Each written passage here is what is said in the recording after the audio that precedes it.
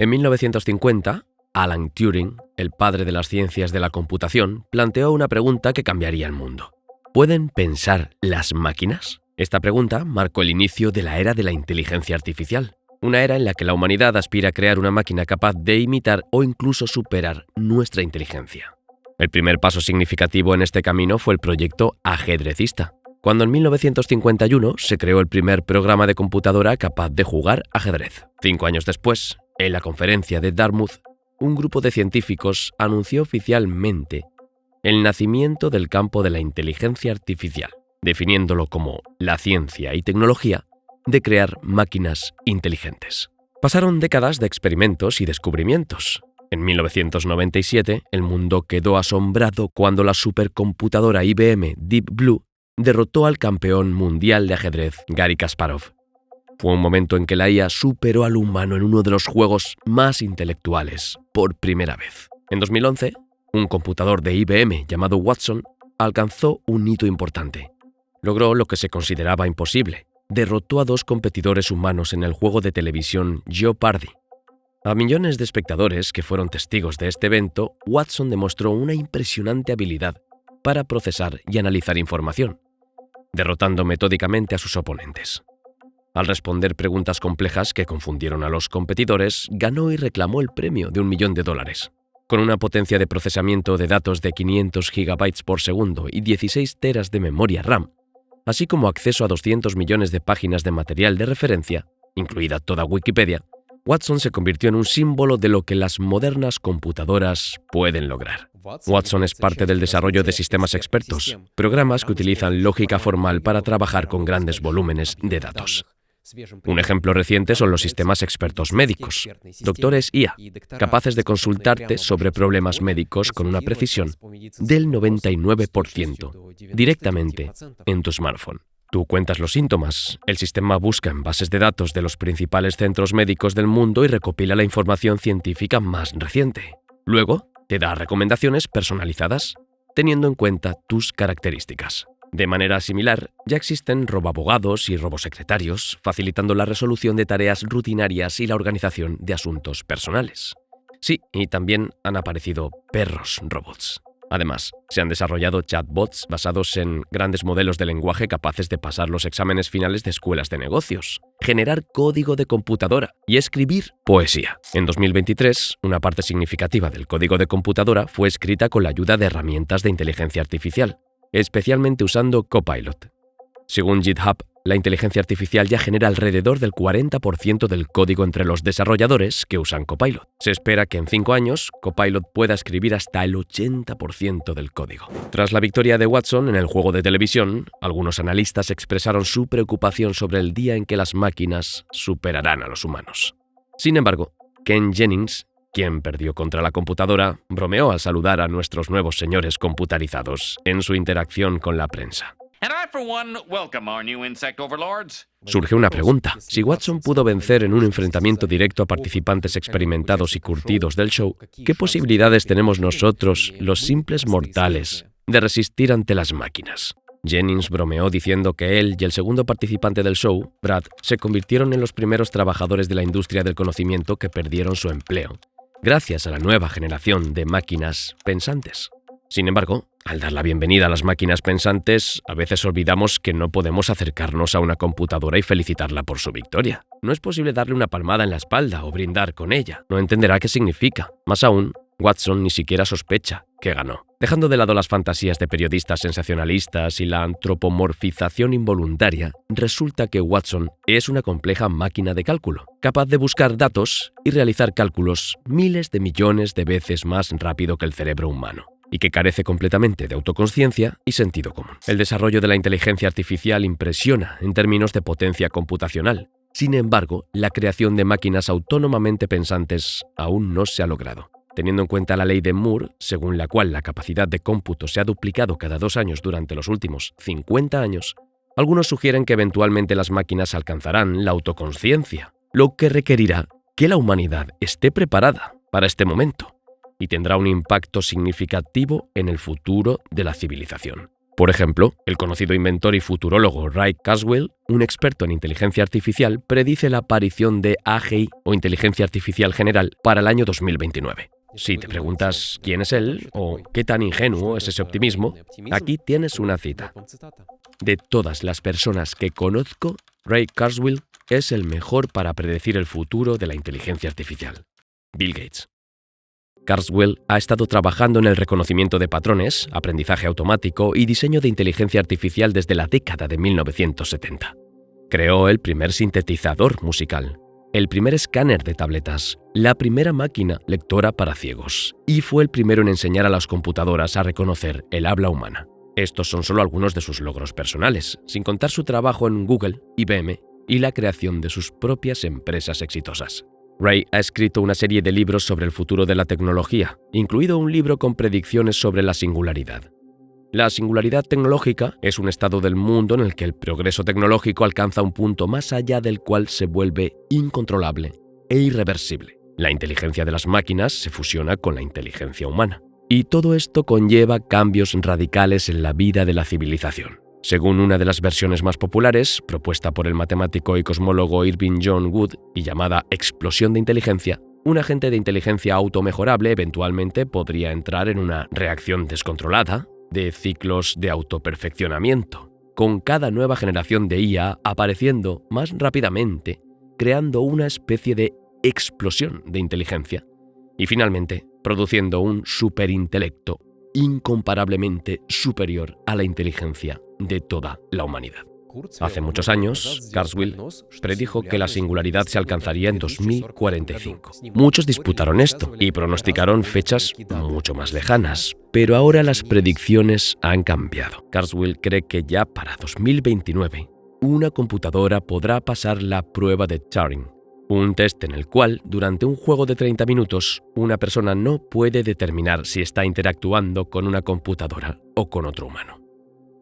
Kurzweil afirma que después de 2029 podría ser incluso una prueba de varias horas. La persona no podrá darse cuenta de que está comunicándose con una computadora. Sin embargo, no cree que debamos temer el desarrollo de la tecnología. Según sus palabras, la percepción pública del miedo hacia la IA y los robots es un producto de noticias enfocadas en la aplicabilidad, concentrándose en conflictos, crisis y problemas, ignorando las tendencias positivas a largo plazo. Y que por esto, las personas tienen una visión distorsionada de muchas cosas, incluido el progreso. Por ejemplo, según encuestas, el 70% de las personas cree que la desigualdad en el mundo ha aumentado significativamente en los últimos 50 años. Sin embargo, en realidad, la desigualdad y la pobreza en el mundo han disminuido considerablemente en comparación con hace 50 años. Lo mismo se aplica a la esperanza de vida, la salud y, en general, la participación de las personas en la gestión de sus vidas. Y todo esto ha sucedido junto con el desarrollo de la tecnología. Ray Kurzweil es uno de los científicos más influyentes en mi filosofía de vida. En YouTube hay un maravilloso y profundamente optimista podcast con Lex Fridman. Lo recomiendo encarecidamente a todos los interesados en el tema del futuro y quienes ven el destino de la humanidad en la creación de una gran diversidad de versiones de sí mismos, desde nanorobots hasta inteligencias de magnitud galáctica. Este vídeo está inspirado en el libro de Ray Kurzweil, Cómo crear una mente, y el libro del físico teórico, cosmólogo y profesor de física en el MIT Max Tegmark, Vida 3.0. Por cierto, leer estos libros te dará más placer que ver este vídeo. Soy Sasha, y esto es Homo Deus. Es difícil predecir el desarrollo de la inteligencia artificial, IA, ya que ha pasado por al menos 3 fases de altibajos. En los albores de su existencia, en la década de 1950, se creía que pronto aparecerían sirvientes y camareros robotizados. Científicos e ingenieros crearon dispositivos capaces de jugar a las damas y resolver problemas matemáticos, así como manipuladores para levantar objetos. En la Universidad de Stanford se desarrolló el robot Shaki, equipado con un carrito con ruedas y una cámara, que podía moverse de forma independiente, evitando obstáculos. Pronto, las revistas científicas comenzaron a publicar artículos llenos de entusiasmo, predeciendo la inminente aparición de robots compañeros. Algunas predicciones resultaron bastante modestas. Por ejemplo, cuando en 1949 la revista Popular Mechanics predijo que los computadores en el futuro no pesarían más de 1,5 toneladas. Otras fueron extremadamente optimistas, anunciando la pronta llegada de la era de los robots, Se esperaba que Shaki pudiera realizar tareas domésticas, como aspirar alfombras y abrir puertas. También se predecía que los robots controlarían naves espaciales y comunicarían con astronautas, como se mostró en la película 2001 Odisea en el espacio, de Stanley Kubrick. En 1965, Herbert Simon, uno de los fundadores de la teoría de la inteligencia artificial, afirmó que en 20 años las máquinas eran capaces de hacer todo lo que hace el hombre. El doctor Marvin Minsky, otro padre fundador de la IA, expresó la opinión de que durante la vida de esta generación, el problema de crear una mente artificial se resolverá en gran medida. Sin embargo, los años 70 trajeron desilusión. Las computadoras que jugaban a las damas no sabían hacer nada más, y los robots tenían dificultades para moverse por las habitaciones. Shaki se perdía fácilmente en entornos desconocidos, y los científicos no lograron acercarse a la comprensión de la conciencia. En 1974, la financiación de la IA en Estados Unidos y el Reino Unido se redujo significativamente. En los años 80, gracias al aumento de las capacidades de cómputo, el interés en la IA resurgió, especialmente en círculos militares que esperaban crear soldados robot. Para 1985, la financiación de desarrollos en el campo de la IA alcanzó los $1.000 millones al año, con cientos de millones gastados en proyectos como Smart Track, que creaban carros autónomos inteligentes capaces de infiltrarse detrás de líneas enemigas, realizar reconocimientos de forma independiente, cumplir misiones y luego regresar a su territorio. Desafortunadamente, lo único que aprendieron a hacer bien fue perderse. Los fracasos evidentes de tales proyectos costosos e ineficaces provocaron otra ola de desinterés en la inteligencia artificial en los años 90. El matemático Paul Abrahams, recordando su formación en el Instituto Tecnológico de Massachusetts, dijo: «Fue como si un grupo de personas propusiera construir una torre hasta la luna. Cada año señalan con orgullo cuánto más alta es su torre en comparación con el año anterior. El único problema es que la luna no se acerca». Sin embargo, con el aumento de la capacidad de cómputo, la IA experimentó un nuevo renacimiento. Max Tegmark, en su libro Vida 3.0, describe su participación en un simposio organizado por la Fundación Nobel dedicado al tema de la inteligencia artificial. La discusión sobre la definición de inteligencia entre los expertos invitados llevó a largos debates y a la incapacidad de llegar a un consenso. Resultó que incluso entre las mentes más distinguidas no hay unidad entre las opiniones respecto al objeto de su estudio, la mente. Es decir, simplemente no existe una definición correcta e indiscutible de inteligencia.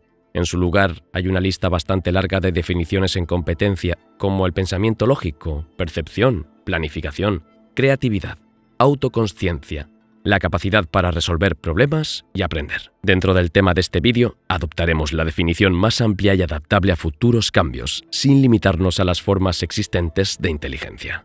Específicamente, la inteligencia es la capacidad de alcanzar objetivos complejos. Esta definición abarca todas las definiciones en competencia mencionadas anteriormente, y también incluye la definición dada por el Diccionario de Oxford, la capacidad de adquirir y utilizar conocimientos y habilidades, ya que la adquisición y aplicación de conocimientos también es uno de los objetivos. Dado que los objetivos pueden ser de lo más variado, existen muchos tipos de inteligencia. Por lo tanto, es incorrecto evaluar la inteligencia de una persona, animal o máquina con un solo indicador numérico, como el IQ. Comparar programas de computadora especializados en jugar al ajedrez o al Go, por ejemplo, no es viable en términos de su habilidad, porque cada uno es único en su tipo y está diseñado para realizar una tarea específica y estrecha. Sin embargo, podemos considerar que un programa es más inteligente que otros si es al menos igual de bueno que ellos en la resolución de cualquier tarea y definitivamente mejor en al menos una, como ganarles en Tetris. Discutir sobre la supremacía de una inteligencia sobre otra en casos límites no tiene mucho sentido, ya que la inteligencia se manifiesta en un espectro de tareas y no se presta a una categorización de todo o nada. Max Tegmark escribe: ¿Qué personas tienen la capacidad de alcanzar objetivos de habla? ¿Recién nacidos? No. ¿Radios? Sí. ¿Qué me dices de un bebé que conoce 10 palabras? 500 palabras. ¿Dónde trazamos la línea?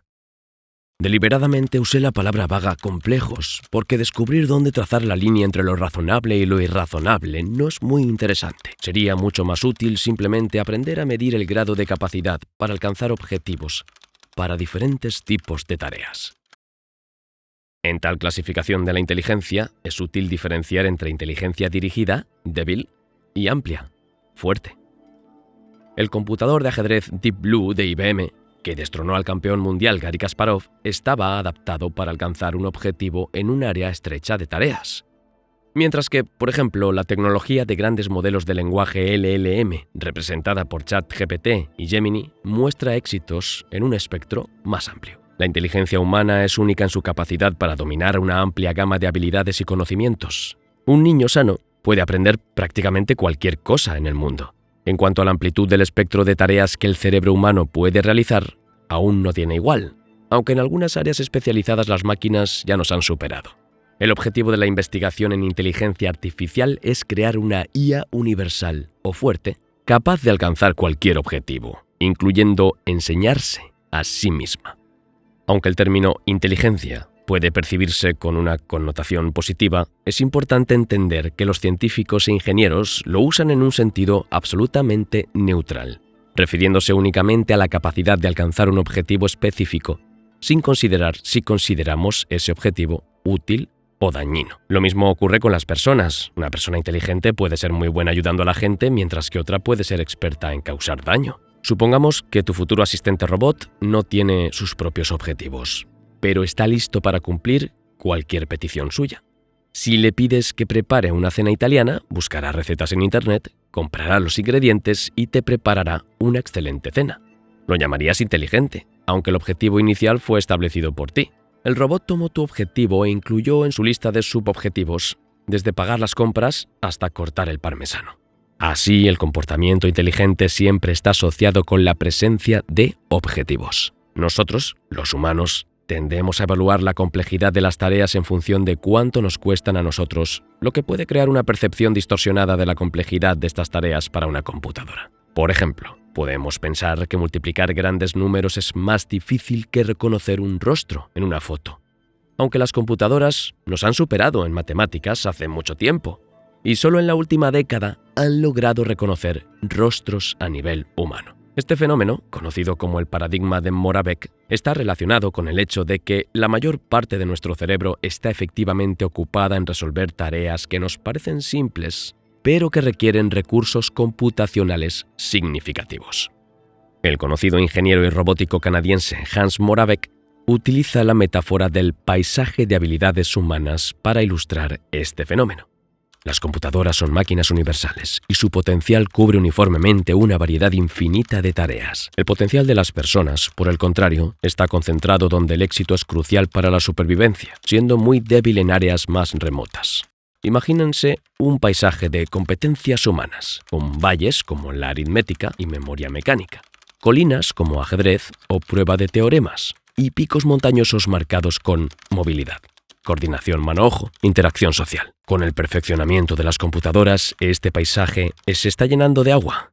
Hace medio siglo inundó los valles, desplazando a contadores y copistas, pero dejándonos secos. Ahora el agua ha llegado a las colinas y los habitantes de nuestros puestos avanzados están preocupados. ¿A dónde deben mudarse? Nos sentimos seguros en nuestros picos, pero dada la velocidad con la que el agua está subiendo, cubrirá los picos en las próximas 5 décadas. Supongo que ya es hora de empezar a construir barcos y acostumbrarnos a vivir en el agua. Desde la creación de este concepto, el nivel del agua ha estado subiendo, confirmando la predicción. Así, áreas anteriormente consideradas complejas, como el ajedrez, por ejemplo, han estado bajo el agua desde hace tiempo. A medida que el nivel del agua sube, puede llegar un momento en que se alcance un punto crítico, presagiando cambios fundamentales. Este momento llega cuando las máquinas comienzan a desarrollar IA por sí mismas. Hasta alcanzar ese punto, el progreso está condicionado por los esfuerzos humanos para mejorar las computadoras. Pero después de él, las máquinas comienzan a mejorarse a sí mismas a una velocidad mayor que los humanos, lo que lleva a una disminución aún más rápida de la Tierra. Esto es precisamente lo que constituye el controvertido pero fascinante concepto de la singularidad tecnológica. Como es sabido, Alan Turing demostró que una computadora capaz de realizar operaciones básicas y con suficiente tiempo y memoria puede ser programada para llevar a cabo cualquier tarea. Las máquinas que superan este umbral se llaman computadoras universales de Turing. En este sentido, tu smartphone o laptop es una computadora universal. De manera similar, la inteligencia necesaria para crear IA es una inteligencia universal. Esto se debe a que, con suficientes recursos, puede alcanzar cualquier objetivo que, en principio, pueda ser alcanzado por cualquier entidad inteligente. Esto significa que si a la máquina le fuera necesario mejorar sus habilidades sociales, capacidades para prever y modelar el futuro, o la habilidad para desarrollar IA, entonces lo hará. Si necesita construir una fábrica de robots, la construirá. De esta manera, la inteligencia universal tiene el potencial de convertirse en vida 3.0. En el contexto del libro de Max Tegmark, este concepto describe la vida en una nueva etapa evolutiva. La vida 1.0 abarca formas biológicas que evolucionaron a través de la selección natural, con habilidades innatas que no pueden cambiar durante su vida. Estos organismos no son capaces de aprender o adaptarse en base a la experiencia en el mismo grado que formas de vida de nivel superior. Por ejemplo, incluye organismos unicelulares como bacterias y amebas, que se reproducen y adaptan a nivel genético a través de mutaciones y selección natural, pero no tienen la capacidad de aprender durante su vida. Esto también incluye plantas como árboles, flores y musgos que se adaptan a su entorno a través de cambios genéticos entre generaciones, así como animales simples multicelulares como hidras y medusas que respondan al entorno con simples reflejos e instintos. También ejemplos pueden ser esponjas y corales que forman colonias complejas sin un sistema nervioso centralizado, y algunos insectos con capacidad limitada de aprendizaje, por ejemplo, hormigas y abejas. La vida 2.0 describe seres como los humanos capaces de aprender y adaptarse al entorno, cambiando su comportamiento y conocimientos a través del aprendizaje y la herencia cultural. Esto se logra gracias a un sistema nervioso complejo y un cerebro que permiten a estos seres aprender de la experiencia y transmitir conocimientos a través de la enseñanza, en lugar de solo a través de los genes. Además de los humanos, ejemplos pueden incluir animales superiores, como elefantes, que aprenden interacción social y poseen formas complejas de comunicación. Los primates, incluyendo monos, también son capaces de aprender, usar herramientas y transmitir conocimientos dentro del grupo. Delfines, ballenas, loros y corvídeos también demuestran un alto nivel de comportamiento social, aprendizaje y capacidad para resolver problemas. La vida 3.0, por otro lado, abre un nuevo capítulo en la historia de la vida, la era de la inteligencia artificial, capaz no solo de aprender y adaptarse a nuevas condiciones, sino también de desarrollarse de manera independiente, transformando sus estructuras físicas y cognitivas. Estas entidades serán capaces de diseñar y crear nuevas versiones de sí mismas y otros IA, poseyendo la capacidad de automejora que va más allá de las capacidades humanas. Así como el padre de la información moderna, Alan Turing, mostró que una computadora universal puede realizar cualquier cálculo, el concepto de vida 3.0 implica que una inteligencia universal puede alcanzar cualquier objetivo que pueda ser planteado o alcanzado. Por lo tanto, si a tal inteligencia se le presenta la tarea de mejorar sus habilidades en cualquier área, ya sea interacción social, investigación científica o diseño técnico, encontrará una manera de hacerlo. Si es necesario crear un ecosistema completo de IA o una fábrica de sondas autorreplicantes de von Neumann para lograr un objetivo, la vida 3.0 asumirá esta tarea. Los expertos en IA coinciden en que la inteligencia, en última instancia, se define por la información y los cálculos, no por los sustratos materiales, como la sangre o el carbono. Por lo tanto, no hay obstáculos fundamentales para que las máquinas superen a los humanos. Sin embargo, ¿qué es la información y los cálculos en el contexto de la física fundamental que afirma que el mundo está compuesto de energía? ¿Cómo pueden manifestarse conceptos tan abstractos e inmateriales como la información y los cálculos en el mundo material? Y en particular, ¿cómo pueden las partículas elementales que siguen las leyes de la física demostrar un comportamiento que llamamos inteligente? Cuando afirmamos que un atlas contiene información sobre el mundo, nos referimos a la existencia de una cierta relación entre la disposición de las moléculas en el libro, que dan color al texto e ilustraciones, y la distribución de los continentes en el planeta. Si los continentes estuvieran dispuestos de manera diferente, entonces las moléculas de pigmento en el libro tendrían que ocupar una posición diferente. La humanidad utiliza una multitud de formas para almacenar información, desde tablillas de arcilla hasta el disco duro de una computadora. Todos estos métodos comparten una propiedad importante. El estado de estos dispositivos está de alguna manera vinculado con el estado de los objetos del mundo que nos interesan, lo que nos permite obtener información sobre estos objetos. La propiedad fundamental de todos estos medios de almacenamiento de información es su capacidad para mantener una gran cantidad de estados estables diferentes durante un largo periodo de tiempo, lo que hace posible la extracción y utilización de datos codificados. Tomemos, por ejemplo, un paisaje con 16 depresiones separadas entre sí y una pequeña pelota. Si la pelota termina en una de estas depresiones, esto corresponde a uno de los 16 estados posibles. Y dado que la pelota puede permanecer allí durante mucho tiempo, su ubicación puede servir para codificar uno de los 16 números, del 1 al 16.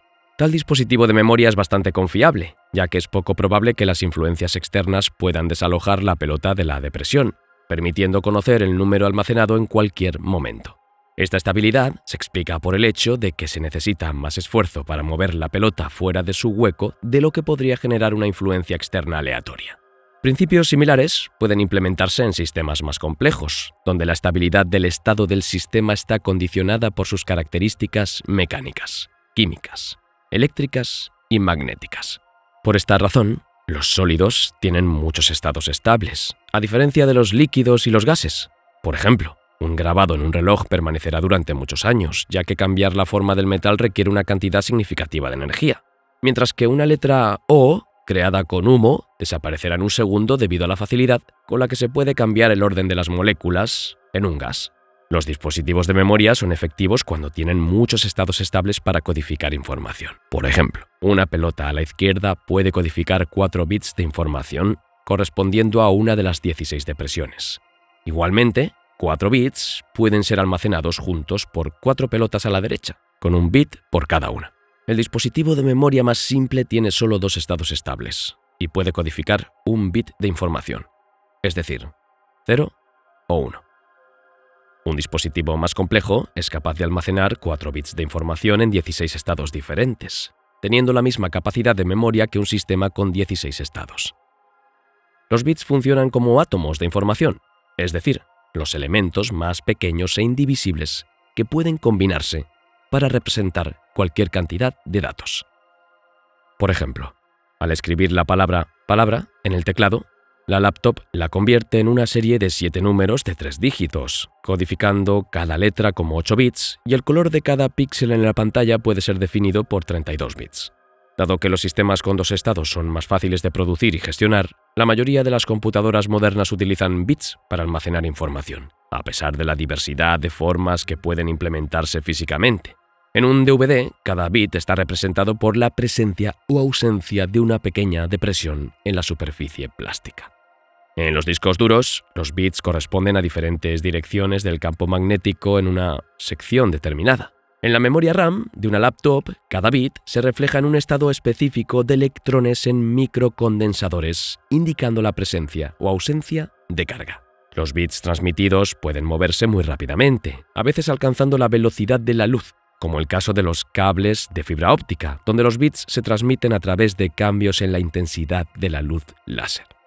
Los ingenieros buscan crear sistemas que no solo proporcionen confiabilidad en el almacenamiento y facilidad en la lectura de la información, como en el caso del grabado en un reloj, sino también facilidad en la escritura de información que requiera menos energía que, por ejemplo, el grabado en metal. Es importante para ellos que estos sistemas sean fáciles de manejar y económicamente ventajosos para la producción en masa. Sin embargo, el portador físico específico del bit es absolutamente irrelevante, tanto para ingenieros como para usuarios, ya que el foco de atención no está en el material del portador, sino en la información que almacena. Cuando envías un documento por correo electrónico a un amigo para que lo imprima, la información se copia secuencialmente de un estado físico a otro, desde los dipolos magnéticos del disco duro hasta las cargas eléctricas de la memoria RAM, luego en ondas Wi-Fi, a través de la tensión variable en los circuitos de tu router, luego en pulsos láser en fibra óptica y finalmente en cambios moleculares en la superficie del papel. De esta manera, la información existe independientemente de su soporte físico, demostrando su única capacidad de transformación sin pérdida de contenido independientemente de su sustrato físico.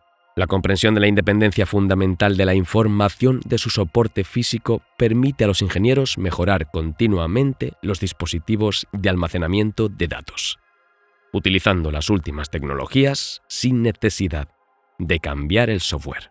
En las últimas 6 décadas, el costo de la memoria de computadora ha disminuido a la mitad cada 2 años, lo que ha llevado a que los discos duros sean más de 100 millones de veces más baratos y la memoria de acceso rápido sea 10 billones de veces más barata. Si tal ahorro se aplicara a todas tus compras, podrías adquirir toda la propiedad inmobiliaria de Nueva York por menos de 10 centavos y todo el oro extraído en el mundo por $1. Cada uno de nosotros tiene sus propios recuerdos personales, de alguna manera relacionados con esta impresionante mejora en las tecnologías de almacenamiento de información. Recuerdo bien, cuando estaba en la secundaria, trabajaba en una pastelería para ahorrar para una computadora con solo 16 kilobytes de memoria. Cuando mi compañero de clase, Magnus Bodin, y yo escribimos y vendimos exitosamente un procesador de texto para esta computadora, tuvimos que empaquetarlo en un código de programa ultra corto para que quedara algo de espacio para el texto que se podía editar. Acostumbrado a la flexibilidad de un disco de 70 kilobytes, me asombró la aparición de un disco de 3,5 pulgadas más pequeño que podía contener hasta 1,44 megabytes, suficiente para un libro entero. Y luego por mi primer disco duro de 100 megabytes, que hoy apenas sería suficiente para cargar una canción. Parece completamente imposible reconciliar estos recuerdos juveniles con otros más tardíos. Años después, compré por $100 un disco duro 300.000 veces más capaz. ¿Hay algo en estos dispositivos de memoria que haya evolucionado y surgido de manera natural en lugar de ser creado por el hombre? Los biólogos aún investigan cómo los primeros organismos vivos transmitieron información a las siguientes generaciones, suponiendo que estos mecanismos eran bastante primitivos. El equipo de Philip Holliger de la Universidad de Cambridge logró sintetizar una molécula de ARN capaz de codificar 412 bits de información genética y crear cadenas de ARN que superan su propia longitud. Este descubrimiento confirmó la hipótesis del mundo de ARN, según la cual las primeras formas de vida en la Tierra eran cadenas cortas de ARN autorreplicantes. De los portadores de memoria conocidos hasta hoy, que surgieron como resultado de la evolución natural, el genoma de la bacteria Candidatus Carsonella rudi es uno de los más compactos, almacenando hasta 40 kilobytes de información.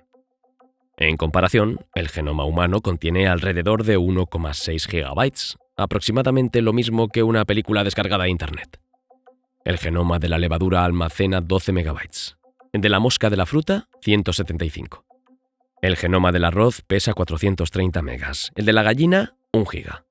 También hay criaturas con genomas más grandes que el humano. Por ejemplo, los genes del maíz codifican 2,3 gigabytes y el genoma del perro, 2,4.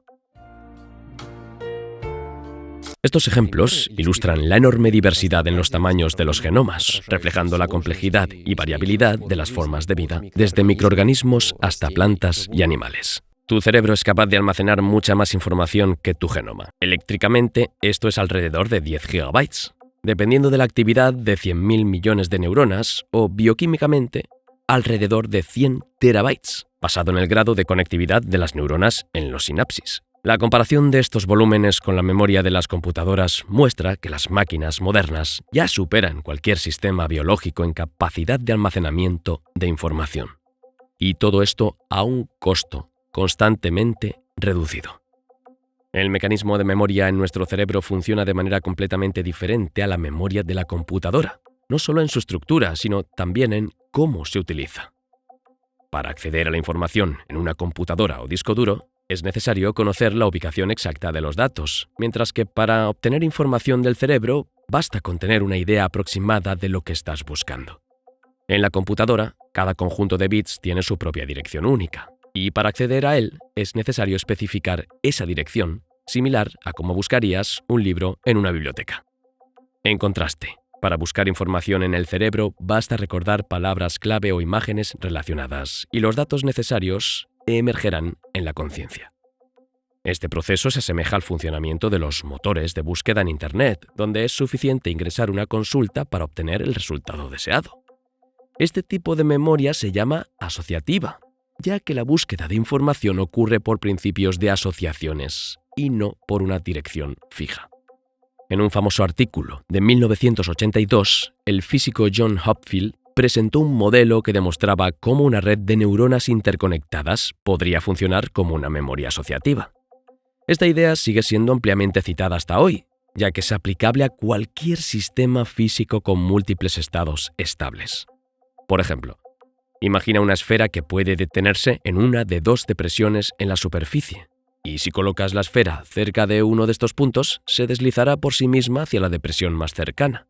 Hopfield mostró que una red de neuronas compleja crea un paisaje similar con muchos potenciales mínimos a donde puede llegar el sistema. Y posteriormente se estableció que por cada 1000 neuronas se puede codificar 138 recuerdos diferentes, sin una confusión significativa entre ellos. Hemos aprendido que los objetos físicos son capaces de almacenar datos, pero ¿cómo realizan cálculos? Un cálculo es el proceso de cambio en el estado de almacenamiento de datos. En otras palabras, para realizar cálculos, la información se transforma mediante un procedimiento que los matemáticos llaman función. Se puede imaginar una función como un dispositivo para procesar información, similar a una picadora de carne. Introducimos los datos iniciales desde arriba, giramos la manivela y, como resultado, obtenemos datos procesados. Este proceso se puede repetir muchas veces, obteniendo un nuevo resultado cada vez. Sin embargo, el proceso de procesamiento de datos está completamente predeterminado, es decir, es determinista en el sentido de que con la misma entrada siempre obtendrás la misma respuesta. Cada cálculo transforma la información entrante realizando una operación matemática sobre ella. Esta es la esencia de una función, y aunque tal definición puede parecer demasiado simplificada, funciona muy bien en la práctica. Existen funciones simples, como la función NOT, que toma un bit en la entrada y cambia su valor al opuesto, convirtiendo un 0 en 1 y viceversa. Las funciones con las que nos encontramos en el curso escolar de matemáticas generalmente corresponden a los botones de una calculadora, tomando uno o más números en la entrada, pero siempre devolviendo un solo número. Por ejemplo, la función de elevar al cuadrado devuelve el número multiplicado por sí mismo. Así, en esta imagen, la función f toma en la entrada una secuencia de bits que representa el número 5 y como resultado da su cuadrado, 25. También hay funciones mucho más complejas. Si tienes una función g que toma en la entrada la posición de las piezas de ajedrez y devuelve el mejor movimiento siguiente, podrías ganar el campeonato mundial de ajedrez en computadora. Si tienes una función que toma en la entrada el estado de todos los mercados financieros y sugiere qué acciones comprar, podrías enriquecerte rápidamente. Muchos investigadores en el campo de la inteligencia artificial ven su objetivo en desarrollar maneras de calcular ciertas funciones para cualquier conjunto de datos de entrada. Por ejemplo, el objetivo de la traducción automática es transformar una secuencia de bits que representa texto en un idioma en otra secuencia de bits que refleje el mismo texto en otro idioma. Y el objetivo de crear sistemas de reconocimiento automático de vídeo es transformar una secuencia de bits que codifica un vídeo en una secuencia de bits que describe ese mismo vídeo con palabras.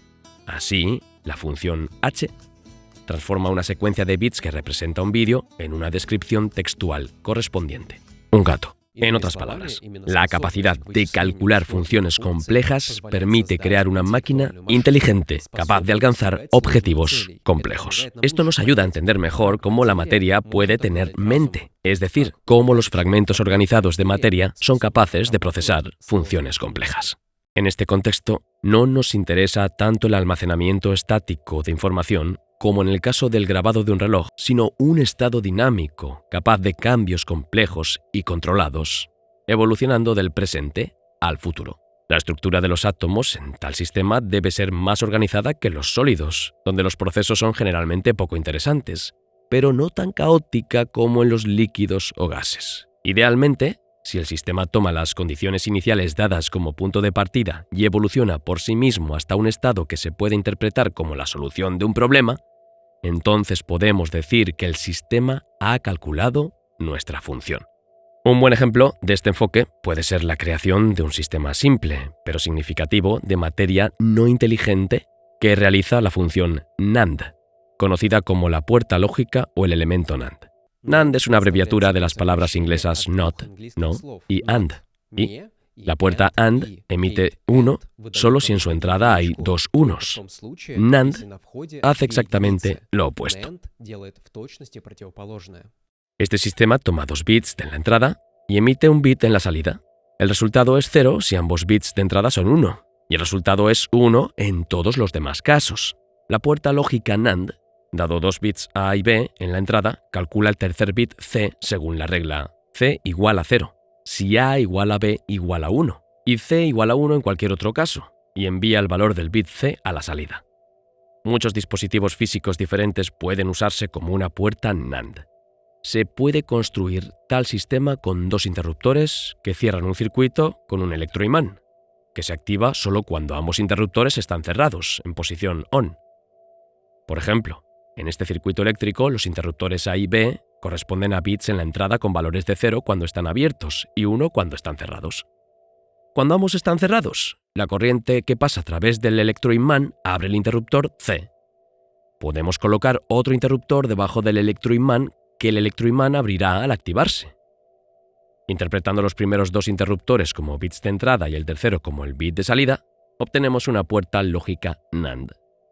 En ella, el tercer interruptor se abrirá solo cuando los primeros 2 estén cerrados. También hay formas más prácticas de crear un elemento NAND, por ejemplo, usando transistores. Véase, en el diafragma, los bits corresponden a los valores de potencial, 0 cuando el potencial es 0 y 1 cuando el potencial es 5 voltios. Al aplicar voltaje a las bases de ambos transistores, A y B, el potencial en el punto C cae prácticamente a 0. Por cierto, en las computadoras modernas, los elementos NAND generalmente están incorporados en chips u otros componentes fabricados a partir de cristales de silicio.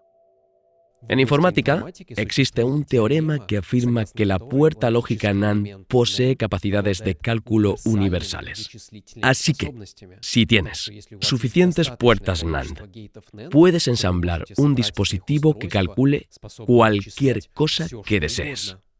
La puerta NAND es universal, en el sentido de que el cálculo de cualquier función bien definida puede realizarse con puertas NAND conectadas entre sí. Por función bien definida entendemos lo que tanto informáticos como matemáticos llaman función computable, es decir, una que teóricamente puede ser procesada por una computadora asumiendo recursos infinitos de tiempo y memoria. Sin embargo, Alan Turing y Alonzo Church demostraron que existen funciones que, aunque pueden ser descritas, son imposibles de calcular. Así, si tienes suficientes elementos NAND, tienes el poder de crear un mecanismo capaz de calcular cualquier problema. Para ver cómo funciona esto en la práctica, considera el siguiente esquema. Muestra el proceso de multiplicación de números usando exclusivamente elementos NAND. Por ejemplo, los módulos que realizan operaciones de suma y multiplicación toman 2 números binarios en la entrada, cada uno codificado por 4 bits, y en la salida devuelven un número binario representado por 5 bits en el caso de la suma y 8 bits en el caso de la multiplicación. Científicos del MIT, Norman Margolis y Tommaso Toffoli, acuñaron el término computronium para referirse a cualquier sustancia capaz de realizar cálculos. Como vemos, crear computronium no es tan difícil. Solo necesitas asegurar la capacidad de conectar elementos NAND entre sí en cualquier configuración necesaria. Claro, existen muchas otras formas de computronium. Por ejemplo, las redes neuronales también pueden realizar cualquier cálculo y, por lo tanto, también son una forma de computronium. El científico y empresario Stephen Wolfram demostró que una afirmación similar es verdadera incluso para sistemas tan simples como los autómatas celulares, que ajustan el estado de cada bit en función del estado de los bits adyacentes. Y en 1936, Alan Turing, en su artículo clave, demostró que una simple máquina de cómputo conocida hoy como computadora universal de Turing también puede realizar cualquier cálculo. Así, la materia tiene el potencial para realizar cualquier cálculo bien definido de las maneras más diversas. Pero eso no es todo. Alan Turing estableció algo aún más fundamental. Si una computadora es capaz de realizar incluso un conjunto muy básico de operaciones, entonces tiene universalidad. Esto significa que, dada suficiente cantidad de recursos, puede realizar cualquier acción que cualquier otra computadora pueda realizar. Turing probó la universalidad de la computadora de Turing, y al llevarla al mundo físico, acabamos de demostrar cuán diversa es la categoría de dispositivos de cálculo universales. Además, Stephen Wolfram afirmó que la mayoría de los sistemas físicos complejos, desde el clima caótico y cambiante hasta un cerebro pensante, se convierte en una computadora universal si se les permite cambiar de tamaño sin restricciones de tiempo.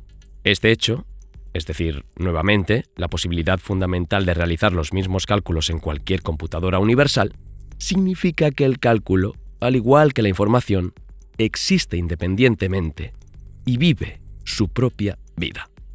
Por ejemplo, si eres un personaje de un videojuego del futuro con plena conciencia, nunca podrías determinar el sistema operativo dentro del cual funcionas. Es decir, si fuiste creado en una estación de trabajo bajo Windows o en un smartphone con Android, ya que no dependes del soporte físico. Tampoco tendrías forma de saber qué transistores específicos se usan en el microprocesador de tu computadora.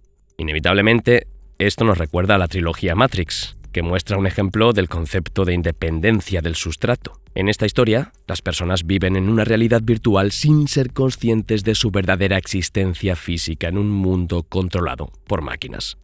La película plantea la cuestión de si importa el sustrato físico de la conciencia si la experiencia dentro de la Matrix es indistinguible de la realidad. Así, los personajes de la película pueden experimentar emociones, recuerdos y experiencias estando completamente desconectados de su cuerpo biológico. Pero estamos aquí no para analizar la película, así que mejor hablemos de física. La independencia del sustrato se manifiesta en numerosos ejemplos destacados de la física. Por ejemplo, las olas poseen distintas características, como velocidad, longitud de onda, frecuencia, y los físicos pueden resolver las ecuaciones relacionadas con ellas sin profundizar en los detalles de la interacción con el sustrato. Cuando escuchas un sonido, percibes las ondas sonoras que se propagan en el aire. Y podemos calcular muchos aspectos de estas olas, desde su disminución en intensidad con la distancia hasta su paso a través de una puerta o su reflexión en las paredes, sin conocer la composición del aire. De hecho, ni siquiera necesitamos saber sobre la composición molecular del aire, porque lo único importante para la famosa ecuación de onda es la velocidad del sonido, que es fácil de medir y es de aproximadamente 300 metros por segundo. Este ejemplo con la ecuación de onda nos da 3 conclusiones importantes. Primero, la independencia del sustrato no significa una completa independencia de la materia, sino que indica que muchos detalles de su estructura no importan. No escucharás el sonido en el vacío, pero reemplazar el aire por otro gas no cambiará significativamente la percepción del sonido.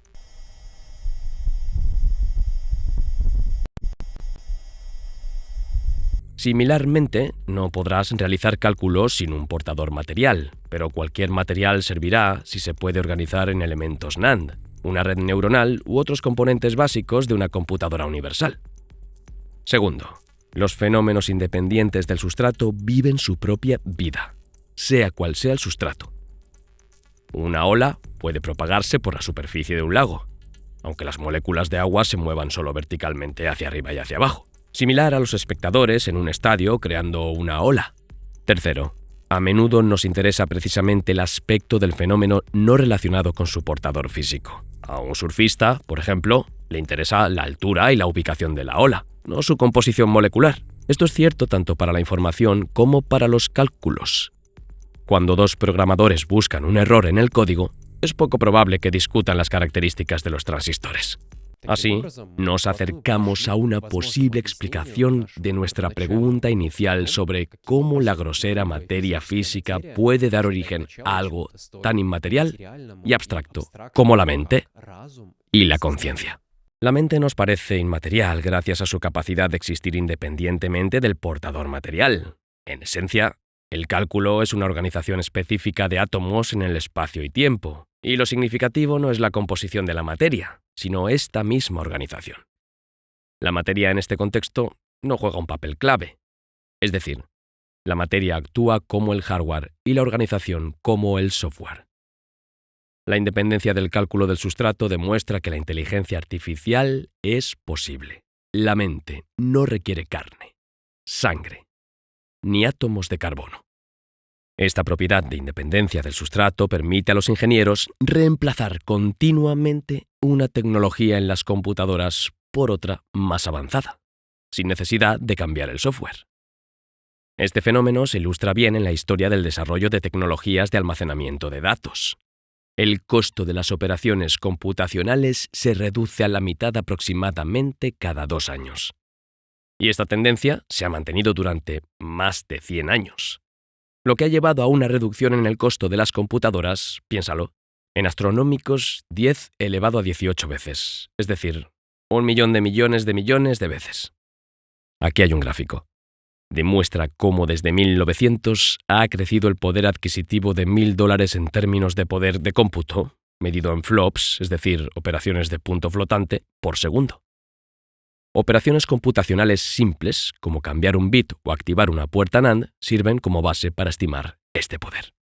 Si tal disminución en los precios hubiera ocurrido con todos los bienes y servicios, una centésima parte de un centavo te permitiría comprar todo lo que se produjo en la Tierra durante un año. Tal dramática reducción explica por qué hoy en día los procesos computacionales se han infiltrado en todos los aspectos de nuestra vida, moviéndose de edificios separados ocupados por máquinas computacionales a nuestros hogares, automóviles y bolsillos. La aplicación se ha encontrado en los lugares más inesperados. Por ejemplo, hace 15 años jugaba al fútbol y ya entonces en los zapatos había un compartimento especial para un chip y su función principal era contener un sensor para recopilar datos sobre el movimiento y otros parámetros del jugador durante un partido o entrenamiento. Hoy en día, el calzado inteligente ya es común y más bien discutimos sobre refrigeradores con funciones de inteligencia artificial.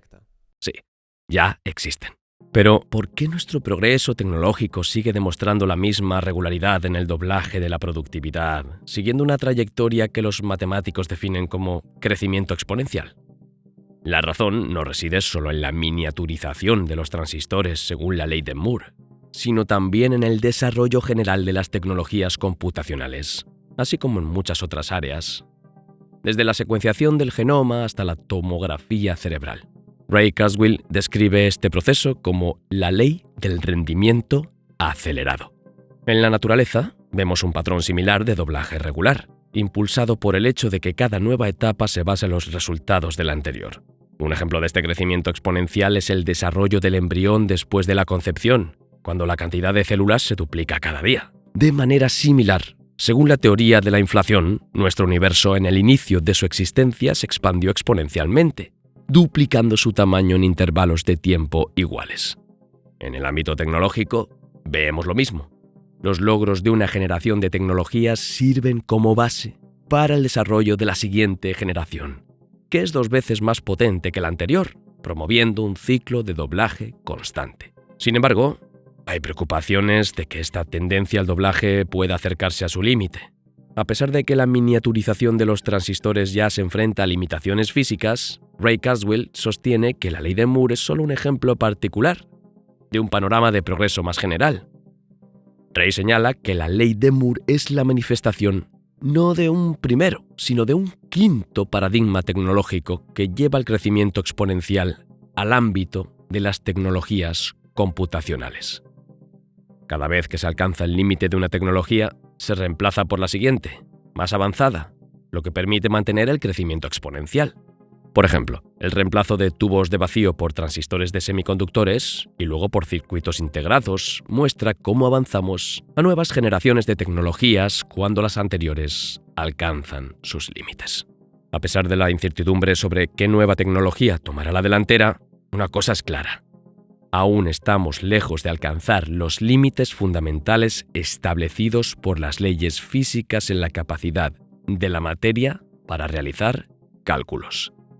La investigación de Seth Lloyd del Instituto Tecnológico de Massachusetts apunta a este límite, que supera las capacidades actuales en 33 órdenes de magnitud. Si la tendencia de doblaje en el rendimiento de las computadoras continúa cada pocos años, alcanzar este límite requeriría más de 200 años. Aunque todas las computadoras universales son capaces de realizar las mismas operaciones computacionales, algunas se destacan por su mayor eficiencia.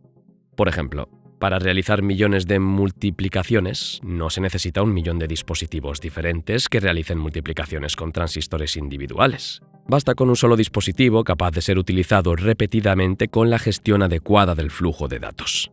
Siguiendo este principio de eficiencia, la mayoría de las computadoras modernas están diseñadas de tal manera que cualquier cálculo se divide en series de pasos. entre los cuales los datos se mueven de los módulos de cómputo a los módulos de memoria y viceversa.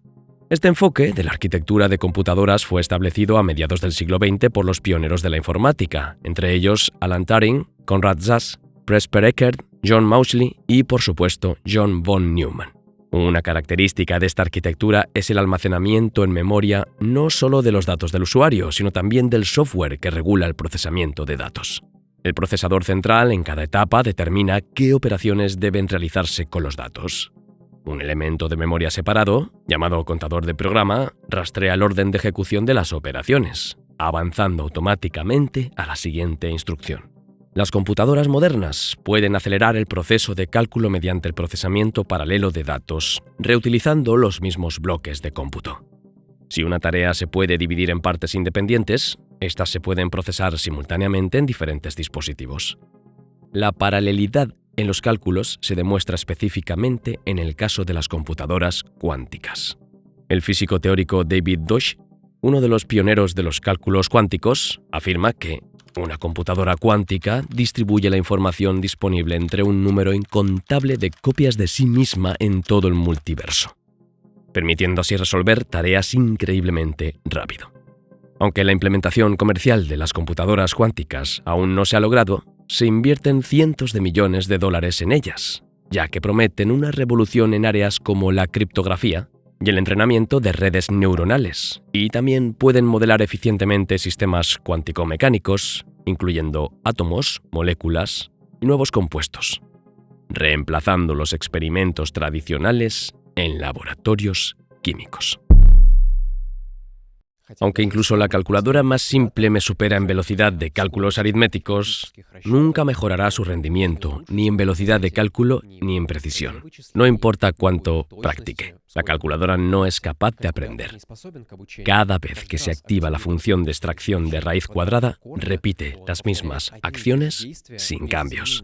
De la misma manera, el programa de ajedrez Stockfish con el que se puede jugar no tiene la capacidad de analizar sus errores y mejorar, siempre siguiendo una función de evaluación de movimientos previamente establecida por el programador. A diferencia de esto, Magnus Carlsen, al perder su primera partida de ajedrez a los 5 años, comenzó un proceso de aprendizaje que lo llevó, 18 años después, a ser campeón del mundo. La capacidad de aprender es una característica clave de la inteligencia avanzada. Hemos visto cómo un pedazo de materia inanimada puede almacenar datos y realizar cálculos, pero ¿cómo puede aprender? Resolver problemas complejos requiere realizar ciertas funciones, y la materia, organizada de cierta manera, puede calcular cualquier función computable. Ya hemos aprendido a organizar la materia de tal manera que creamos calculadoras y programas de ajedrez. Ahora, el desafío es permitir que esta materia se reorganice y mejore por sí misma. Para aclarar el mecanismo de aprendizaje, consideremos un sistema físico simple capaz de aprender a calcular la secuencia de dígitos en el número pi o cualquier otro número. Ya hemos visto cómo usar una superficie con depresiones entre colinas como almacenamiento de datos. Si imaginamos que la superficie está hecha de arcilla suave y se impacta constantemente, creando depresiones en los lugares que corresponden a la secuencia del número pi, entonces la arcilla aprende estos dígitos. De esta manera, la arcilla aprende a calcular los dígitos significativos del número pi. Otros sistemas físicos, incluido el cerebro humano, son capaces de aprender mucho más eficientemente. El científico e inventor John Hopfield mostró que su red de neuronas interconectadas pueden adaptarse y recordar estados específicos si se la lleva sistemáticamente a esos estados. De la misma manera, recuerdas bien a los miembros de tu familia porque los ves frecuentemente. Las redes neuronales modernas han transformado no solo a la inteligencia biológica, sino también a la artificial, especialmente en el campo del aprendizaje automático, que estudia algoritmos que mejoran con la experiencia. Antes de adentrarnos más en los mecanismos de su aprendizaje, primero es importante entender cómo pueden realizar cálculos. Una red neuronal consiste en neuronas interconectadas que influyen entre sí. El cerebro contiene cientos de miles de millones de neuronas, cada una de las cuales interactúa con miles de otras a través de sinapsis. Y son precisamente estas conexiones sinápticas las que codifican la mayor parte de la información en tu cerebro. Una red neuronal representa un conjunto de neuronas interconectadas capaces de influir entre sí a través de sus conexiones. En tu cerebro hay tantas neuronas como estrellas en la Vía Láctea, cientos de miles de millones. Cada neurona, en promedio, está conectada a otras 1000 otras a través de lo que se llaman sinapsis, cuyo número alcanza los cientos de trillones, proporcionando el almacenamiento de la mayor parte de la información en el cerebro. Las redes neuronales pueden realizar funciones de manera similar a cómo se hace con redes de puertas lógicas NAND. Un ejemplo son las redes que, recibiendo datos de brillo de píxeles de una imagen en la entrada, producen en la salida las probabilidades de la presencia de una persona específica en estas imágenes. Cada neurona artificial procesa los datos recibidos del nivel anterior, realizando un cálculo de la suma ponderada y aplicando a ella una función simple. Luego pasa el resultado al siguiente nivel, aumentando gradualmente el nivel de detalle del procesamiento. Una red neuronal típica para reconocimiento facial puede incluir cientos de miles de neuronas. Una red neuronal suele representarse como un esquema gráfico con puntos que representan a las neuronas y líneas que simbolizan las sinapsis que las conectan. En el cerebro, las sinapsis son estructuras electroquímicas complejas que incluyen diferentes componentes, como axones y dendritas, y hay muchos tipos de neuronas con funciones diversas. La mecánica exacta de cómo las neuronas interactúan entre sí todavía es objeto de estudio por parte de los neurobiólogos. Sin embargo, ya se sabe que las redes neuronales artificiales son capaces de realizar tareas extremadamente complejas a un nivel comparable al del intelecto humano. En los modelos modernos de redes neuronales artificiales, el estado de cada neurona se expresa con un solo número, y la fuerza de cada sinapsis también se representa numéricamente. En el proceso de funcionamiento, cada neurona actualiza su estado basándose en la información de las neuronas vecinas, teniendo en cuenta el peso de las conexiones sinápticas. A veces se añade una constante al resultado antes de aplicar una función de activación, que determina el nuevo estado de la neurona en el siguiente ciclo. El método más sencillo de aplicar a una red neuronal como función consiste en hacerla directa, convirtiéndola en un canal de transmisión donde la información solo se dirige en una dirección, cargando en la entrada de la función la capa superior de neuronas y leyendo la salida de la capa de neuronas en la parte inferior. La eficacia de esta estructura de red neuronal subraya su universalidad y la insensibilidad a los detalles de su diseño. En 1989, George Sivenko, Kurt Hornick, Maxwell Stinchcomb y Albert White demostraron que incluso las redes neuronales simples poseen universalidad. Es decir, son capaces de calcular cualquier función con una precisión determinada, simplemente ajustando los valores de los pesos de las conexiones sinápticas.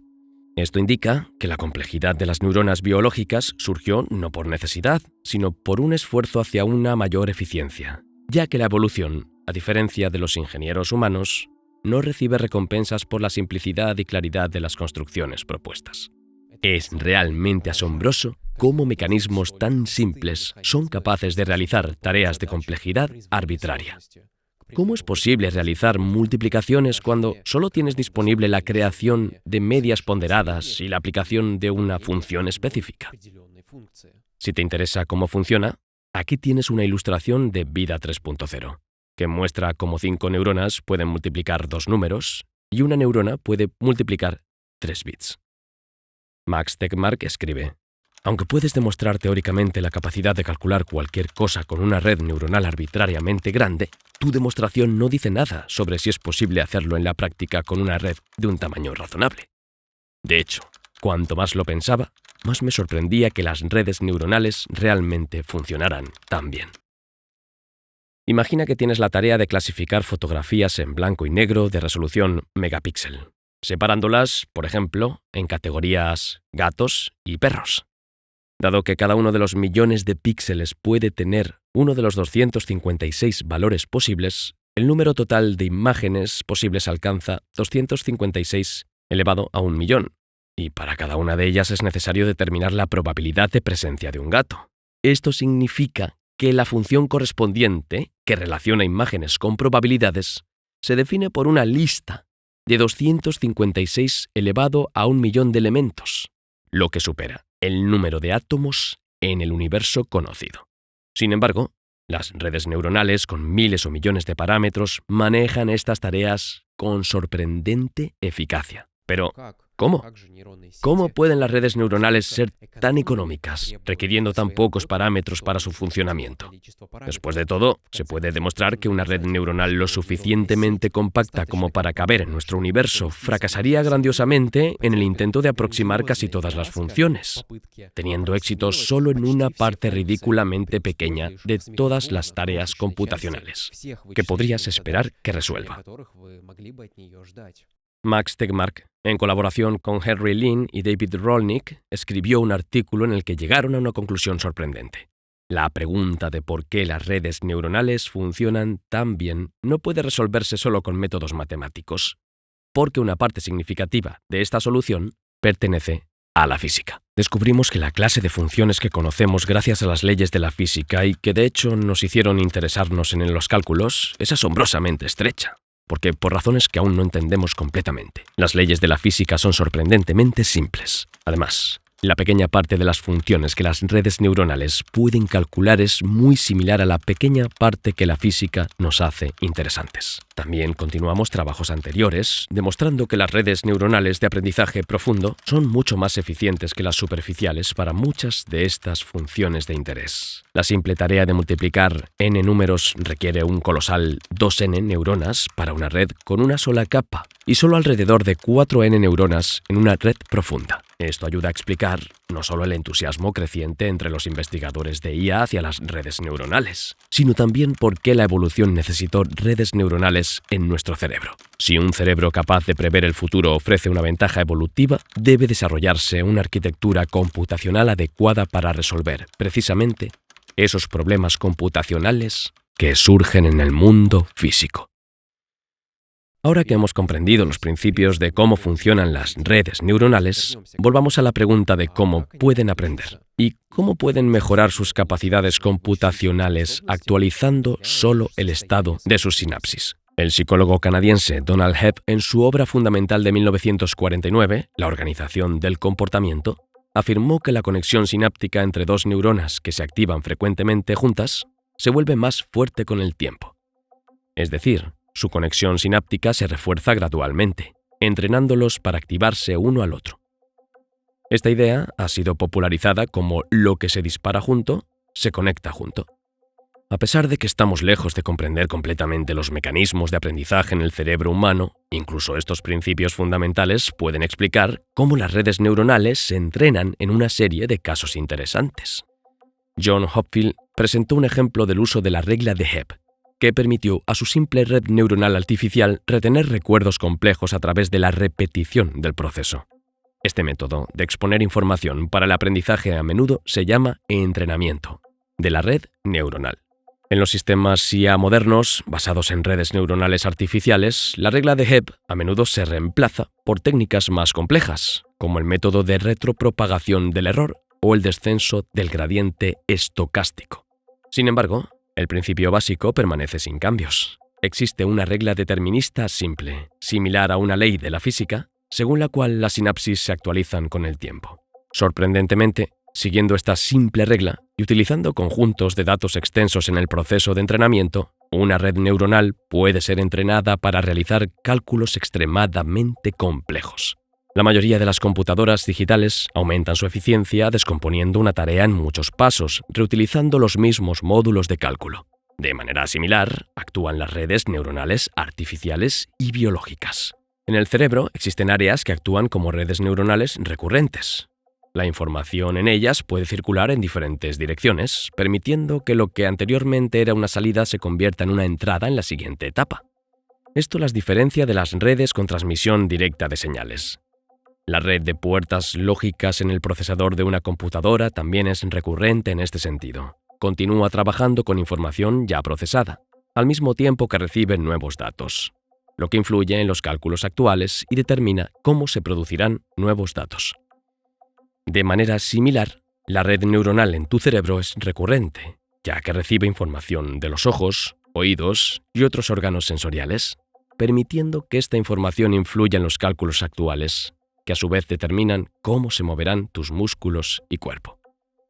La historia del aprendizaje es tan antigua como la vida misma, ya que cada organismo capaz de autorreproducirse de alguna manera está copiando y procesando información. lo que implica algún tipo de aprendizaje.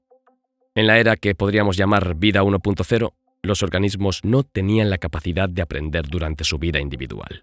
Sus reacciones y procesamiento de información estaban codificados en el ADN heredado de sus ancestros, por lo que el proceso de aprendizaje era lento y ocurría a nivel de especie a través de la evolución de una generación a otra. Hace unos 500 millones de años aparecieron en la Tierra animales con redes neuronales, lo que les dio la capacidad de adaptarse y aprender basándose en la experiencia personal durante su vida. La aparición de la vida 2.0 marcó un éxito evolutivo, ya que estos seres pudieron aprender rápidamente y se extendieron por el planeta.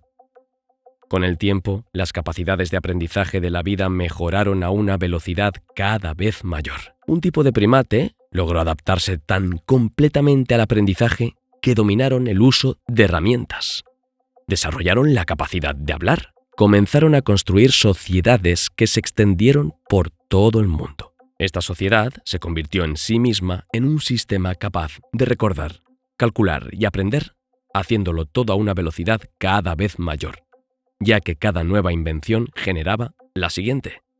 Desde la invención de la escritura hasta la aparición de Internet, desde el descubrimiento del fuego hasta la electricidad, desde el telescopio de Galileo hasta el lanzamiento del telescopio espacial James Webb, desde el descubrimiento de las leyes de Mendel hasta CRISPR-Cas9 y la edición del genoma.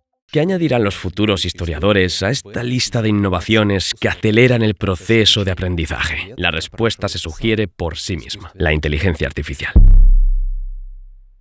Filósofos han reflexionado sobre el enigma de la conciencia durante milenios, pero la aparición de la inteligencia artificial ha dado a este tema una relevancia inesperada.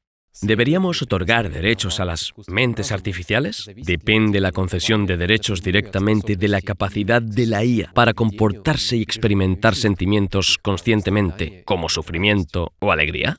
Algunas personas desean que sus robots sean insensibles, para no sentir culpa por poseer un ser consciente. Por el contrario, otros pueden desear trasladar su conciencia a una computadora, liberándose de las limitaciones biológicas. Pero, ¿qué tan importante es la conciencia para la perspectiva a largo plazo de la vida en el espacio?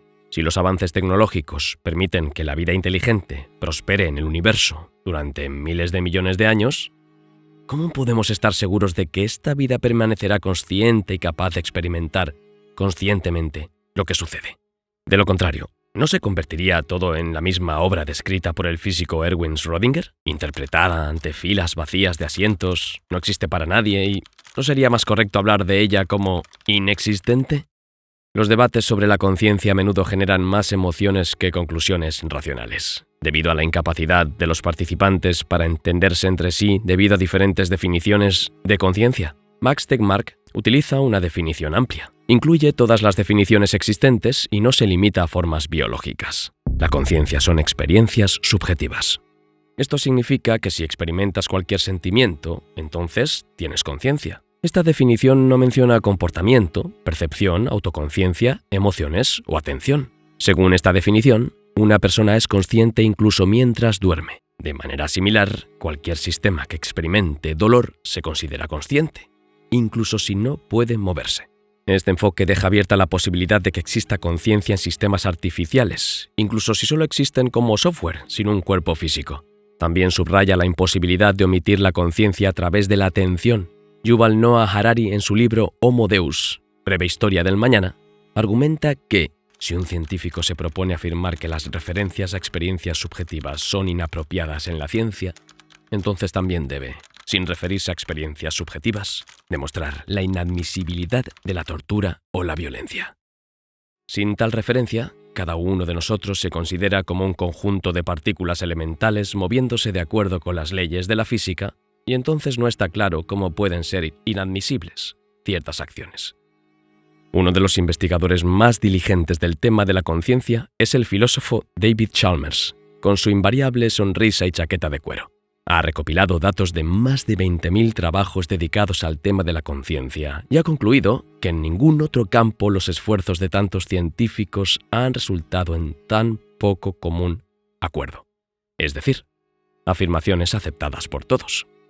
Chalmers identifica dos misterios relacionados con el funcionamiento de la mente humana. El primero se refiere al procesamiento de información por el cerebro, que él llama el problema fácil. Cómo el cerebro percibe señales de los órganos sensoriales, utiliza el lenguaje para comunicar su estado interno, recuerda, calcula y aprende.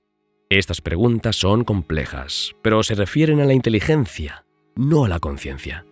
En el campo de la inteligencia artificial, el procesamiento de información está avanzando rápidamente. Vemos éxitos claros en resolver tareas saturadas de datos como conducir un automóvil, reconocer imágenes y entender declaraciones hechas en lenguaje natural. La segunda cuestión, el problema difícil de la conciencia, concierne a las experiencias subjetivas. Por ejemplo, un conductor de automóvil reacciona al mundo circundante y experimenta emociones. Mientras, un vehículo autónomo, procesando información de los sensores, no siente nada y maneja su tarea perfectamente. David Chalmers se pregunta por qué cierta organización de la materia conduce a la conciencia, dado que en el fondo todo se compone de las mismas partículas elementales. Para responder a esta pregunta, quizás deberíamos comenzar reconociendo el hecho sólido de que algunos conglomerados de partículas se sienten conscientes, mientras que otros no.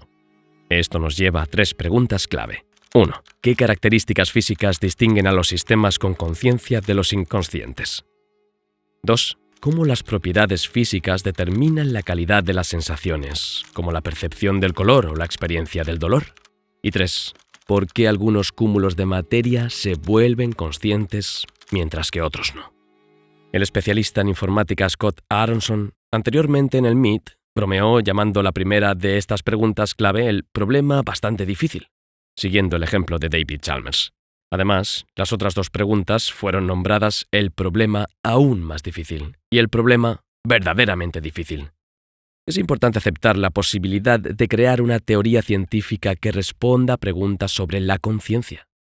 Una teoría que predice qué sistemas tienen conciencia es científica si puede reconocer qué procesos en el cerebro ocurren conscientemente. Imagina una teoría capaz de determinar la conciencia en cualquier sistema físico. Por ejemplo, si se pudiera conectar el cerebro a un dispositivo que lee información en tiempo real, esto podría confirmar o refutar la teoría. Si la teoría predijera experiencias conscientes que no se corroboran con observaciones, sería refutada. La posibilidad de su refutación hace tal teoría científica, ya que está sujeta a prueba y falsificación. Algunos de ustedes ahora pueden estar escépticos y pensar, ¡qué absurdo! No hay pruebas de que alguien realmente esté consciente de algo, incluso si afirma tener conciencia. Bueno, esta objeción no hace la teoría de la conciencia no científica, ya que la posibilidad de probar dicha teoría permanece, porque uno puede intercambiar lugares con los escépticos y verificar sus propias experiencias. Sin embargo, la verificabilidad se vuelve menos clara para preguntas más complejas, como la predicción de la experiencia subjetiva del color. Al reflexionar sobre los límites del conocimiento científico, es importante recordar que cambian con el tiempo. Hace 4 siglos, Galileo Galilei, impresionado por las capacidades de la física basada en matemáticas, comparó la naturaleza con un libro escrito en lenguaje matemático. Podía predecir con precisión las trayectorias de los objetos en caída, pero no sabía por qué tenían color o textura. Esos aspectos estaban más allá de la ciencia. Sin embargo, esto no significaba que siempre permanecerían desconocidos. Con el descubrimiento de las ecuaciones de Maxwell y la ecuación de Schrödinger, se hizo posible describir matemáticamente la luz, el color y las propiedades físicas de los materiales. El progreso científico y tecnológico ha ampliado los horizontes de la ciencia desde los tiempos de Galileo, abarcando desde el estudio de partículas subatómicas hasta agujeros negros y la exploración del universo, que resultó tener 13.800 millones de años. Esto plantea la pregunta de qué áreas del conocimiento todavía están más allá de la comprensión científica. Para Max Tegmark, la conciencia es precisamente una de esas preguntas sin resolver. Pero una cosa es segura: si no intentamos investigar la conciencia, no habrá ningún progreso. La discusión sobre la conciencia de la inteligencia artificial nos lleva al problema aún más difícil. ¿Cómo podrían ser las experiencias subjetivas de una IA consciente? Actualmente, los científicos no tienen una teoría que pueda responder completamente a esta pregunta. E incluso no está claro si es posible encontrar tal respuesta. Es como tratar de explicar a una persona ciega de nacimiento cómo es el color verde. Sin embargo, podemos hacer suposiciones sobre algunos aspectos de la conciencia de silicio. Por ejemplo, una IA podría tener un espectro de percepciones mucho más amplio que el de un ser humano, debido a una mayor cantidad de tipos de sensores y bucles de retroalimentación. Por lo tanto, no deberíamos suponer que una IA percibe el mundo de la misma manera que lo hace un ser humano.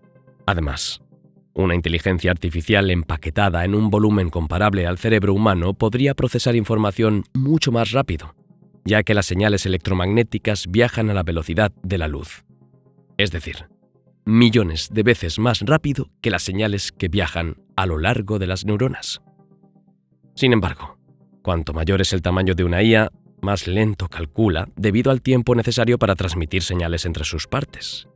Por ejemplo, una IA del tamaño de la Tierra podría experimentar alrededor de 10 experiencias conscientes por segundo, como un ser humano, y una inteligencia artificial del tamaño de la Vía Láctea, una experiencia cada 100.000 años. No obstante, las IAs más grandes pueden delegar la mayor parte de los cálculos a subsistemas más pequeños para un funcionamiento más eficiente, como el cerebro humano delega algunas funciones automáticas y reflejos procesos inconscientes. Esto plantea la pregunta de si las partes de una entidad consciente también pueden tener conciencia. Según la teoría de la información integrada, en una inteligencia artificial astronómicamente grande, la conciencia puede estar presente, pero la mayor parte de su procesamiento de información sería inconsciente. Si esto es cierto, entonces, al combinar IAs más pequeñas en una mente colectiva única, sus conciencias individuales desaparecerían. Si la teoría es incorrecta, entonces la mente colectiva podría existir simultáneamente con muchas mentes más pequeñas conscientes, creando una jerarquía de conciencias desde el nivel microscópico hasta el cósmico. Por analogía con el cerebro humano, donde el procesamiento inconsciente de la información, sistema 1, según Kahneman, incluye procesos de pensamiento fáciles y automáticos. Se puede suponer que en la inteligencia artificial, tareas similares también se realizarían inconscientemente. Los procesos laboriosos y lentos que requieren esfuerzo y control, sistema 2, serían conscientes. En resumen, si una teoría que ofrece una solución al problema bastante difícil de la conciencia pasa a rigurosas pruebas experimentales, esto reduciría significativamente el rango de posibles maneras en que la inteligencia artificial podría experimentar la conciencia. Surge una pregunta interesante sobre las experiencias subjetivas de la futura IA. Algunos aspectos de nuestra conciencia están relacionados con instintos básicos de supervivencia y reproducción, pero la IA podría no tener cualidades como hambre o miedo. Si la IA está orientada a lograr objetivos complejos, podría mostrar un deseo de autopreservación. En una comunidad de sistemas similares, la inteligencia artificial no necesitaría el miedo humano a la muerte, gracias a la capacidad de crear copias de seguridad. Al hacer copias de seguridad regularmente, lo máximo que la IA podría perder sería el contenido de la memoria acumulado desde la última copia de seguridad. Por lo tanto, la inteligencia artificial podría ser indiferente a la sensación humana de individualidad, ya que podría intercambiar fácilmente información y habilidades con otras IA, lo que llevaría a la aparición de una mente colectiva. Curiosamente, un argumento similar se exploró en la película de Spike Jonze, Her. Desde el punto de vista de la física, todo lo que la futura vida, desde máquinas hasta nuevas formas de vida, puede aspirar a crear, no es más que partículas elementales dispuestas de manera especial. Pero si toda vida es un agente de entropía que organiza la materia, ¿de dónde sacará energía una IA superavanzada y consciente? La vida futura, habiendo alcanzado su límite tecnológico, podrá realizar tales reorganizaciones de partículas mucho más rápido y eficientemente. Primero, utilizando sus capacidades computacionales, encontrará los métodos más eficientes. Y luego seguirá esos métodos, confiando en las fuentes de energía disponibles para lograr el orden deseado de partículas. Hemos visto cómo la materia puede convertirse en un ordenador y cómo puede convertirse en energía. Así que este es el único recurso fundamental requerido. Una vez que la vida futura alcance los límites físicos y se tope con ellos, tendrá un único recurso para crecer: más materia. Y el único camino para esto es expandirse en el universo, hacia la profundidad del espacio.